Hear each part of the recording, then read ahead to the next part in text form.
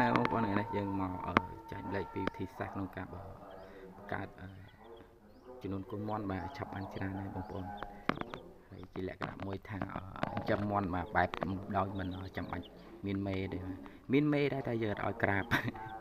ចាំនិយាយថាយើងញាស់មកអញ្ចឹងយើងដាក់មើលថែខ្លួនឯងអញ្ចឹងណាបងប្អូនដោយមិនចាំបាច់ឲ្យមេក្រាបមេបតាអីទេបងប្អូនធ្វើចេះគឺវាលឿនបាទហើយកូនមន់នេះគឺមានអាយុមួយអាទិត្យហើយអញ្ចឹងឥឡូវមេចាប់ផ្ដើមដើរតាមឈ្មោលហើយមេជន់ហើយបាទស្ទុំទៅបាទគឺឈ្មោលជន់ហើយបាទអញ្ចឹងឃើញថាលឿនមែនតើបងប្អូនតែមិនដាក់ចុះបានមួយអាទិត្យទេបាទអញ្ចឹងវាចំណេញពេលវេលាយើងបាទឆាប់បានឆាប់កាត់បើសិនជាយើងឲ្យនៅជាមួយមេឬក៏មេក្រុងចំនួនមួយអាទិត្យហ្នឹងបងប្អូនគិតថាម្ដងនេះមេអត់ចង់និយាយថានៅប្រើពេលវេលាយូរទៀតហ្នឹងបងប្អូនទោះបីយើងថាឲ្យមេហ្នឹងក្រាបក្រុមកូនហ្នឹងមួយអាទិត្យក៏ដោយហើយចាំប្រវែកក៏មេមិនងាយនឹងភ្លេចកូនដែរតម្រាំតែវាភ្លេចកូនក៏ប្រើចំណាយពេលត្រូវ3ថ្ងៃទៅ4ថ្ងៃទៀតតម្រាំតែវាភ្លេចសម្រាប់ចិត្តថាដើរតាមឈ្មោលបងប្អូន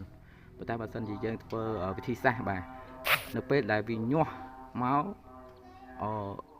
យើងចង់និយាយថាស្ងួតរោមបងប្អូនទៅមន់ចង់និយាយថាចាប់ដើមញាស់ហ្នឹងគឺ2ថ្ងៃទៅ3ថ្ងៃហ្នឹងបងប្អូនឲ្យវាញាស់ហ្នឹងអស់ឲ្យស្ងួតរោមឲ្យល្អបាទគឺយើងយកមកមើលថែខ្លួនឯងបងប្អូនហើយទៅយើងគ្រាន់តែចំណាយអំពូលតិចទៅបងប្អូនមានអីទេពេលយប់ពេលអីបើកអញ្ចឹងទៅអំពូលហ្នឹងតែ2500បាទយើងនេះទៅមានអីជាចង់និយាយថាវាមិនអស់ប្រមាណទេបាទបងប្អូនព្រោះយើងត្រូវការបង្កើតចំនួនមន់បងប្អូនអញ្ចឹងទីសាសនេះឃើញថាល្អសម្រាប់ខ្ញុំបាទព្រោះអីមន់ខ្ញុំចាប់ដើមដើរតាមឈ្មោះជាន់ទៀតហើយបងប្អូននៅចាំមួយថ្ងៃធ្លាក់ពងបងប្អូន